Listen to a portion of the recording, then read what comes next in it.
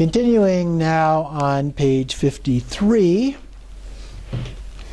So here we have first the way of training in the nature of the 4 supporting instructions. So we've gone through the 4 visions, but now some additional instructions are provided to assist us in our development here. And this has 4 parts. First, establishing the ground through the 3 ways of not moving. Second, taking measurement through the 3 ways of staying. Third, planting the stakes of the 3 attainments. And fourth, the teaching on the measure of liberation through the 4 types of confidence. So we go through each of these. The first one, the establishing the ground through the 3 ways of not moving. And it's divided into 3 parts, in each of these 3 paragraphs. So the first part, abide continuously in the 3 postures of the body. And then we'll go through eyes and thoughts. But this one is the body. By not moving the body, the channels do not move. By not moving the channels, the eyes do not move. By not moving the eyes, the subtle winds do not move. By not moving the subtle winds, the mind does not move. After the continuity of movement is cut through this, awareness abides without moving and shifting. This is the point. So we want to have stillness of body as we do these things, and then that has ramifications down the road leading to a stillness of mind. The second one is do not move the eyes from the 3 gazes. The key point of awareness is the channels. The key point of the channels is the gateway of the eyes. The key point of the gateway is the lamps. By not moving the channels, the eyes do not move. By not moving the eyes, the lamps do not move. By not moving the lamps, the mind does not move. By not moving the mind, it is impossible for thoughts to arise. This is done so that the expanse and awareness go beyond coming together and separating. In other words, it just is. But it's important then to keep the body still, and it's important to keep the eyes still. The third part, as for collections of thoughts, if these are investigated, they are found to be the energy of primordial wisdom. However, by not self-recognizing them, they are the essence of samsara. So there's a difference here between self-recognizing and intentionally going through some kind of analytical process. Since they seem to appear without existing, they are like a reflection in a mirror. Compassionate energy awareness is like the surface of the mirror. For as long as it outwardly appears, reflections of various circumstantial objects ceaselessly appear in it. So when we have a mirror, it just reflects whatever happens to be there. It doesn't have to do anything, but it does reflect. When grasped with conceptual fixation, there is bondage. So when we think about it in terms of concepts, we analyze and so forth, that creates this bondage. When not grasped, there is liberation. So the opposite of that, if we don't grasp, we just let it be as it is, then we are liberated. When grasped, even the virtues of the view and meditation lead to bondage. So we don't want to grasp. Like the appearing reflection of uncompounded forms, when not grasped, even the afflictive emotions lead to liberation. Okay?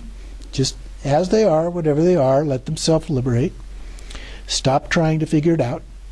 Understanding the key point of reflections is like having an uncorrupted mirror. When the compassionate energy dissolves into itself, it is like displaying the backside of the mirror. It just is. It doesn't reflect, so there's nothing to analyze, no objects. Good and bad reflections do not appear at all. No reflections. Within the inwardly luminous surface of the mirror, the enlightened bodies and primordial wisdoms of the unique enlightened mind dwell without moving. So the enlightened mind also is still. No thoughts, in terms of conceptualizing. If things come up, they just come and go, but you don't follow them. You don't grasp at them. You let them come and go without thinking about it at all. Then the second part here is taking measurement through the three ways of staying. By abiding within the expanse and awareness for a long time, the measures of stability of the three ways of staying will arise. What are they? Well, outwardly, the subtle winds of moving appearances are consumed. So the subtle winds, the moving appearances, things that happen when you're looking at the sky, the subtle movement caused by movements of the eyes, and those kinds of subtle things. Thus the expanse and awareness stay without coming and going.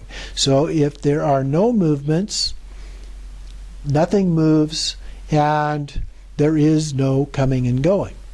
Inwardly, the subtle winds of a moving body are consumed. So the body does not move. The body stays without moving. Secretly, the subtle winds of the movement of thoughts are consumed. Thus the mind stays, and it is impossible for thoughts to arise. So you can see an overlap here between this and what was described above, but it's reinforcing the idea of things staying in a stable way.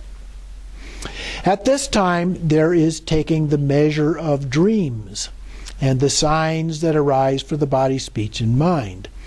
For those of the highest level of diligence, dreams dissolve into the expanse, and their continuity is severed. So at that point, we cease to dream, basically. Okay?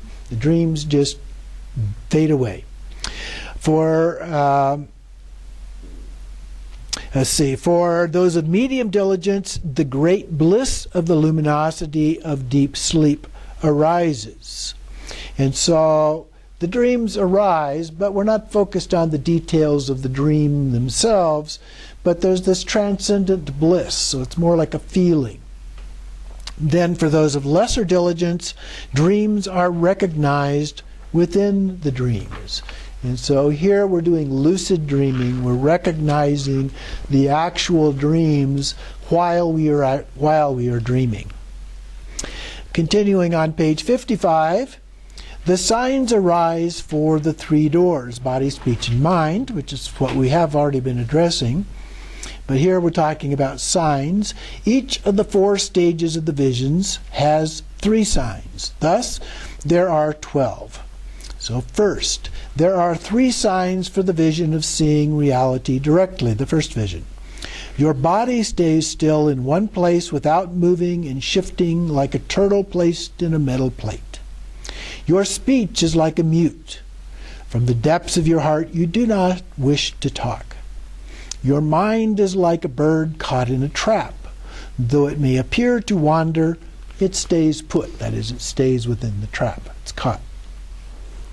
So body, speech, and mind just stay, they abide within those states. Second are the three signs for the vision of the increase of experience. So this is the second vision. Your body is like a person afflicted with a terrible illness. You are free of any thought of being well-groomed or having beautifying ornaments. You're just not thinking about those things because you're sick, you're miserable, and so you don't even think about them. Your speech is like a crazy person's. All your speech is babbling nonsense. And then your mind is like someone poisoned by a poisonous herb. It is not coming back to the three realms. Okay, so the mind transcends thinking about the three realms in any way. The third one, there are three signs for the vision of the climax of awareness, so the third vision. Your body is like an elephant entering a swamp. You can instantly move unobstructed through the five elements. So you can move about in spite of the fact that it's a swamp, you don't get stuck in it. Your speech is beneficial and inspiring to those of others, like the voice of a Kimbanda child spirit, simply irresistible. A Kimbanda is a kind of a lesser spirit, so I'm not quite sure what the connection is here with this. So there must be some kind of a reference to a Kumbanda child that is irresistible here. Your mind is certain to never return to the three realms like someone who has already had smallpox and cannot get it again. And then the fourth one, there are three signs for the vision of being consumed into reality. Your body is like a corpse in the charnel ground. Even though the 500 deadly assassins surround you, you would have no fear or terror. The body's dead. Nothing to be afraid of. There's nothing otherwise that they could do to it. Your speech is like an echo. You just repeatedly imitate whatever others say. And your mind is like a mist in the sky. In a single instant, your form of habitual tendencies no longer appears as you attain Buddhahood. So some similarities here in each of the body, speech, and mind qualities related to each of these four visions. Some that are slightly different, slightly unique. But in essence, you're resting in the stillness and just the natural way with these things. And then we have the third one is planting the stakes of the three attainments. So again, we have three parts here, one for each of the attainments. First, you have the attainment of freedom over birth. At this time, after your body stops appearing, when it no longer appears materially, if you wish to work for the benefit of sentient beings, the bodhisattva intent, focus awareness by looking at the fingers of your hand. So by doing this, you bring back all those appearances.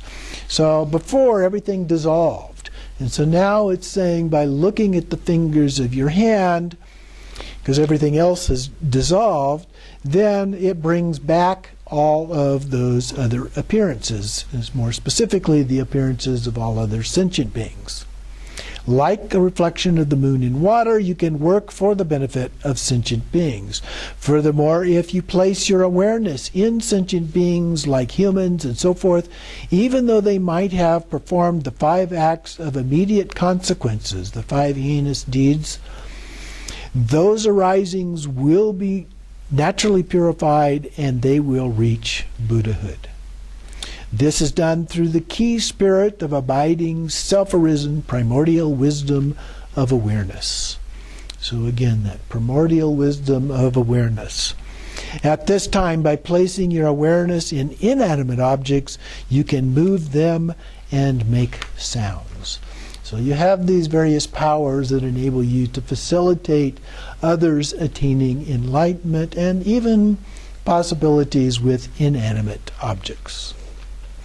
Second, then, as for the attainment of freedom entering, having placed awareness in your fingers and dwelling in your own nature, your body will not appear anymore and you will attain Buddhahood. Third, as for the attainment of the freedom over the subtle winds and mind, since the subtle winds and mind have become workable, all the enlightened qualities of the subtle winds will arise. So the focus is on the enlightened qualities of a Buddha. By placing your awareness in the minds of sentient beings when they die, even though they might have performed the 5 acts of immediate consequences, again, they will attain Buddhahood with you. You will be able to move unhindered through all inanimate objects and clairvoyance will arise. So those are those 3 attainments. Then the fourth one, teaching on the measure of liberation through the 4 types of confidence. So here there are 2 parts. First, we have the 2 upper types of confidence. Even though you may hear the enlightened qualities of the 3 jewels, you have no thoughts of hope to attain these or fear not to attain these. Coming, going, no matter. This is because you have realized that there is no other Buddha besides self-awareness. And then secondly, as for the two lower types of confidence, even though you may hear of lifespans and sufferings of the 6 types of wandering beings, so the 6 realms, you have no hope to fall into samsara or any fear of falling into it. You transcended samsara. This is because you have realized that one that would fall into samsara does not exist. Such thoughts as such thoughts have dissolved into the expanse. So concludes with, there are 2 reasons for the supporting instructions. Temporarily, their particular purposes are accomplished. Ultimately, by practicing the above supporting instructions, you will attain Buddhahood in the rainbow body without remainder. You begin to notice a pattern here in terms of those 2 reasons for these various instructions. So then we go on to the way of seizing your own ground, the great ground of liberation. So here's a summary of how do we actually then accomplish liberation or enlightenment. Having perfected the 4 visions in this way, you are self-liberated into the great original primordial purity. For example, when a crystal sphere is cleansed of contaminants, light appears from it. As soon as the condition of rays of sunlight are gone, the inner luminosity of the 5 colored lights dissolve. So when you have a crystal and you shine a light through it, if it's completely pure and clear, then the lights will come out of it, like a rainbow coming out of a crystal. But when the light goes away, then that also goes away. When we do not recognize the nature of the luminosity appearing from the primordial purity of the beginning, this is like being sullied by the mud of confusion of dualistic grasping. So when we don't see the luminosity nature of all of these things, then it's like being covered with mud. However, through the practice of the instructions of the 4 visions, that is purified. So we clean away the mud. So we have our own intrinsic Buddha nature, but in this example it's covered in mud. But by doing the practices, we clear away the mud and are purified. Like the 5 lights appearing from a crystal sphere, the appearances of the climax of awareness arise. Then the vision of being consumed into reality is reached. Again, like the 5 lights inwardly dissolving, when we dissolve into the primordial ground itself, it is called the attainment of the youthful vase body, which is Dharmakaya. So in dissolving, there is no obstruction. In luminosity, there's no mental wandering. In awareness, there are no conceptions. Having spontaneously accomplished that through the empty essence, there is the Dharmakaya. Through the luminous nature, there's the Sambhogakaya. Through the compassionate energy of awareness, there is the Nirmanakaya. These are spontaneously accomplished together with primordial wisdom beyond coming together or separation. Again, for the benefit of sentient beings, without moving from the Dharmakaya, Sambhogakaya and Nirmanakaya appear. The Rupakaya, basically. Instantaneously, for each and every being there is to be tamed, enlightened activities are continuously performed without interruption forever by emanations that appear throughout limitless space until samsara is emptied. In those ways, the instructions for liberation in this lifetime have been extensively explained. So all of these things, they transcend our normal conceptualization, our normal understanding and all of the other kinds of afflictive emotions and mental obscurations, everything is dissolved. The activities of the Buddhas manifest, but not conceptually. They just are, spontaneously, as a part of that. And we abide in the state, and from that state we spontaneously benefit sentient beings as a Buddha.